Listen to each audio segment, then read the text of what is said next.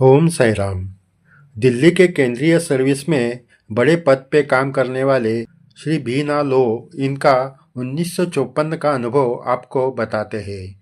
अनुभव बताने से पहले आपको विनती है कि अगर आपने चैनल सब्सक्राइब नहीं किया तो ज़रूर कीजिए और वीडियो के नीचे दिए गए थैंक्स बटन के द्वारा सही प्रचार कार्य को मदद कीजिए। श्री लो ने अपना अनुभव बताते हुए कहा, मेरा यह अनुभव अक्टूबर 1954 का है। मेरी पत्नी एक जगह गिरने से उसके पाँव की हड्डी टूट चुकी थी। डॉक्टर ने उसके पाँव को प्लास्टर किया, लेकिन 2-3 हफ्ते पाँव प्लास्टर में रहने के बाद भी हड्डी जुड़ी नहीं। 4 महीना हुआ लेकिन कोई फर्क नहीं पड़ा।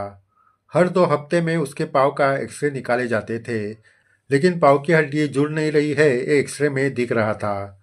पाँव प्लास्टर में होने के कारण उसे बेड पर ही रहना पड़ता था। बच्चे छोटे थे, उसका वो ध्यान नहीं रख पाती थी, इससे वो ऊब चुकी थी। मेरी बुआ मुंबई से मेरे घर आई थी। वो घर और बच्चों को देख रही थी, इससे मुझे उस बात की चिंता नहीं थी। लेकिन पत्नी की हालत देखकर मैं बहुत चिंतित था। आखिरकार सर्जन ने कहा कि पत्नी का फिर से ऑपरेशन करना पड़ेगा। ये सुनकर पत्नी की आंखों में आंसू आ गए। ऑपरेशन के बाद फिर से कितने दिन बेड पर रहना पड़ेगा, पाँव ठीक होगा कि नहीं, इसकी चिंता दोनों को होने लगी। एक दिन मैं ऑफिस से घर आया तो पोस्टमैन ने एक पैकेट मेरे हाथ में थमा दिया।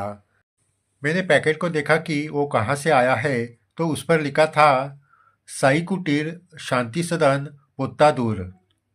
मेरा साईं बाबा से और उनके कुटीर से दूर दूर तक कोई संबंध नहीं था। हमारा तो इतने दूर के पहचान वाले भी कोई नहीं थे। मुझे लगा कोई साईं बाबा के कार्यक्रम का इश्तिहार होगा। मैंने वो पैकेट खोला तो उसमें लिखा था, पोत्तादूर कुटीर के श्री साई गुरु चरणानंद 13 अक्टूबर को साई चरण में विलीन हो गए हैं। उनके मृत्यु के पहले श्री साई बाबा के समाधि के प्रत्यर्थ कार्यक्रम हुआ, उसका प्रसाद भेजा गया है। मैंने पैकेट देखा तो उसमें श्री साई बाबा की उदी थी। मैंने श्री साई बाबा का नाम सुना था, लेकिन मेरे मन में उनका कोई विचार भी नहीं था और न ही पोत्तादूर के साई कुटीर से मेरा कोई संबंध था। फिर भी ये प्रसाद किसने भेजा ये मेरे समझ में नहीं आया। मेरे मन में आया कि ये खत और प्रसाद घर के बाहर ही फेंक दूँ, लेकिन वो फेंकने से पहले पत्नी और बुआ को बता दूँ। इसलिए मैंने उस खत के बारे में बताया तो बुआ ने कहा, कुछ सालों में मुंबई और आसपास में श्री साई बाबा के चमत्कार के बारे में बहुत कहा जाने लगा है।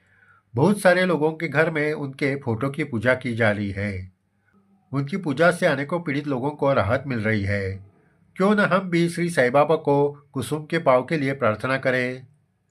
फिर बुआ ने श्री साई बाबा की प्रार्थना करने के लिए कुसुम को कहा, लेकिन मेरे पत्नी ने कहा, मुझे श्री साई बाबा के बारे में कुछ मालूम भी नहीं, मेरा उन पर विश्वास नहीं, फिर मैं उनकी प्रार्थना कैसे करूं?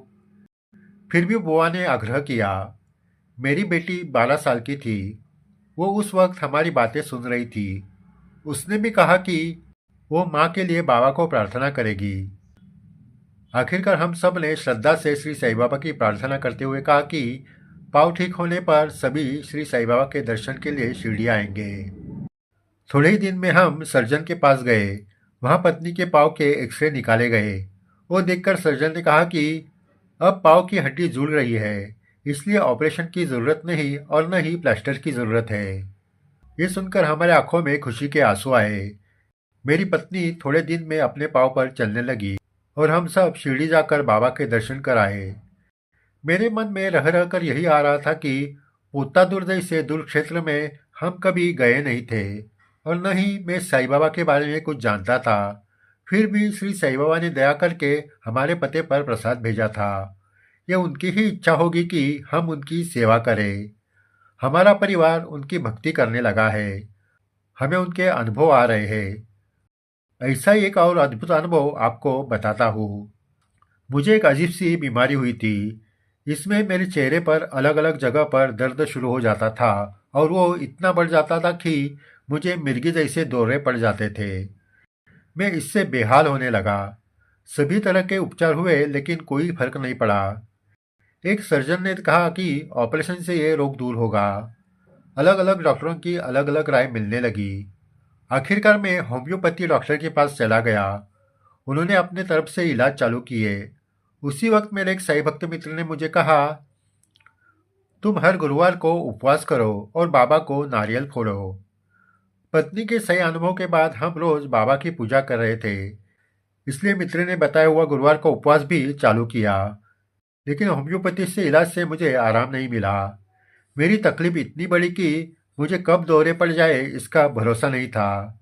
ना जाने बाबा कौन सी परीक्षा दे रहे थे। डॉक्टर भी हैरान हुए। उन्होंने एक अजीब सा इलाज बताया और वो आखिरी था। उन्होंने कहा, मुझे एक अंधेरे कमरे में 2 दिन रहना पड़ेगा। किसी भी हालत में उस कमरे से बाहर निकलना नहीं था। कमरे में एक कण भी रोशनी आनी नहीं चाहिए थी। मरता क्या न करे, मैं तैयार हुआ। मैंने अपने आप को अंधेरे कमरे में बंद कर दिया। मुझे बहुत बुरा लग रहा था। श्री साई की याद से आंखें नम हो रही थी। मैंने मेरा जीवन पूरी तरह बाबा को सौंप दिया। अंधेरे कमरे में बैठकर मैं श्री साई का जाप करने लगा। बाहर दिन है या रात ये मुझे समझ में नहीं आ रहा था। ऐसे हालात में मुझे नींद आ गई और एक अद्भुत घटना मेरे आंखों के सामने नजर आने लगी। सच कहूँ तो मैं सो रहा था या जाग रहा था ये भी मुझे समझ में नहीं आ रहा था। अचानक दरवाजे की ओर से मेरे पास रोशनी आई।